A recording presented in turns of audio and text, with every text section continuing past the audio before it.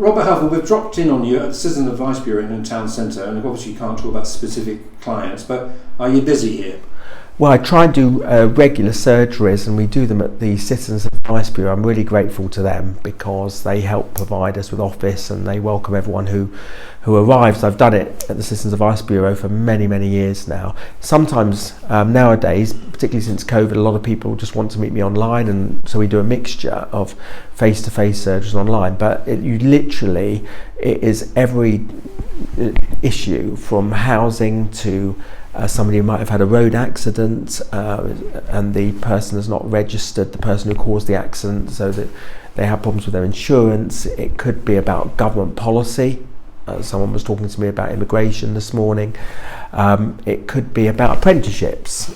And genuinely, an individual came this morning, wants me to visit. They employ a lot of apprentices. Of course, I'm over the moon that they're doing that, so I'm going to go. I promise to go and see them. So it completely varies in terms of. But I always tell kids when I go to schools, I say, what's the building called when you go to see a doctor? And they say, sometimes they say a clinic, but always one or two get that it's a surgery. And I say, I have to do a surgery regularly for Harlow residents. Now, it's not fixing their cold if they've got the flu like I've got at the minute, but it's actually about helping people with their daily lives and lobbying the council, writing to the council a lot. A lot of it's council and other areas. So like a GP, do you feel like a GP in that you may not cure the person, but you can signpost them maybe to a specialist? Well, so every person is so different. So some things we can do. So I've had people come in with tragic cases over the years. I've made the case in Parliament. We've got the law changed, but that takes a long, long time. Or we've managed to get the government to agree to something that previously they might not have done before. Other is where it's council issues, and so it could be anything. It could be about housing. It could be about welfare. We had people talking about the food bank and getting access to the food bank as well. So my job is to not just signpost, but obviously advocate on their behalf, because I can't force these organisations to do anything, and I do tell that to every resident. They know that if I'm on their case and not working on their behalf, the different organisation, whether it's the Child Support Agency, whether it's the council, or whatever it may be, they're going to look at this properly, because I, as the MP, have said that this person needs help.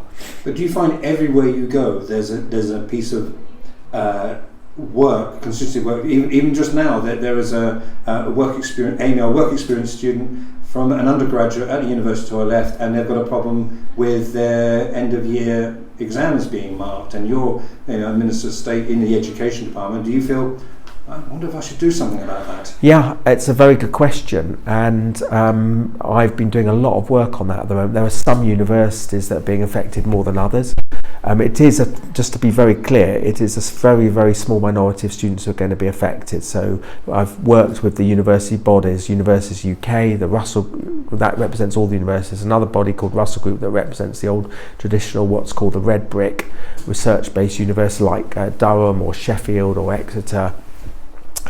And I've also met with the leaders of vocational universities as well.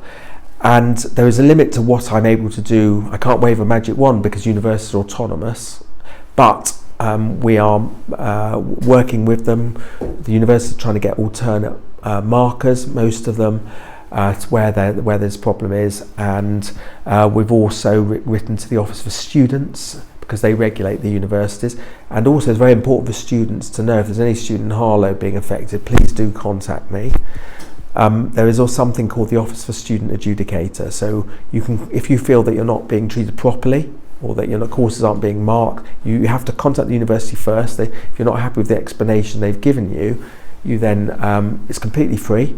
You contact the Office for Student Adjudicator and they can compel the university or put a fine on the university and give compensation if they feel that the student hasn't had the proper service that they should. Just two quick questions before you go, because I know it's Friday and it's always a very busy day. I'm just off to visit a care home, because it's care home week, isn't it? Yeah. So I'm looking forward to do that at Abbott's care home just in a few minutes.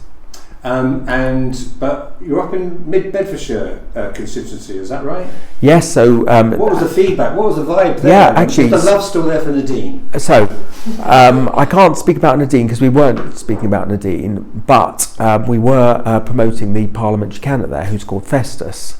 And I know him because he's a police commissioner.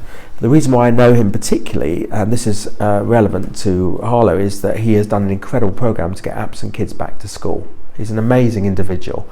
And as police commissioner, so when I used to be chair of the education committee before I became Minister for Skills and Higher Education, we worked together on this and promoted what he was doing, and I was really trying to support it. He's got a lot, he's known locally, he's got a lot of support. I can't say what's going to happen on the day of the election, the by-election, but he's a brilliant parliamentary candidate. And we've just had a tour regarding the town centre. We just walked through the town centre. Some work seems to have stalled, some with the council seem to have big plans. When we interviewed the day after you, on the night you won, the town centre was your big focus, you said, in 2019, December 2019. Is that still a big focus? I'd not only say it's my big focus, but I've kept my pledges, because I said we wanted to regenerate the town centre. These things do take time, and don't forget we've had COVID, when the country was in lockdown for 18 months almost, on and off, and we've had now a war on Europe for the first time, for a long time, tragic war. Those are two biggest shocks since the Second World War. But we've now had well over 40 million pounds from the government, two different schemes, one on the side where the Playhouse is, one side of Market Square, and all around there, and the bus station, and the bulldozers are going to go in. And I think that everyone knows these things. You've got to get planning permission, regulations, God knows what, but I've been assured by the council that the bulldozers are going in, and that it's going to take a few years, but the important thing is the money's been guaranteed. There's a lot more money as well. There's multi-million pound schemes working with Essex Council as well, but I'm talking about the two specific levelling up schemes. I lobbied for it. I worked day and night to get this money in from the government. I said I would on the day of the election, just like with the new hospital that we've been pledged that's going to start in 2025. All the things I said to the public when I got elected in 2019 and been elected, as you know, since 2010, all my pledges, championing skills and apprenticeships, everything I've done to do that, and the money that's got multi-million pound that's gone to Harlow, all of the pledges I've made to the people of Harlow, as best I can, have been kept.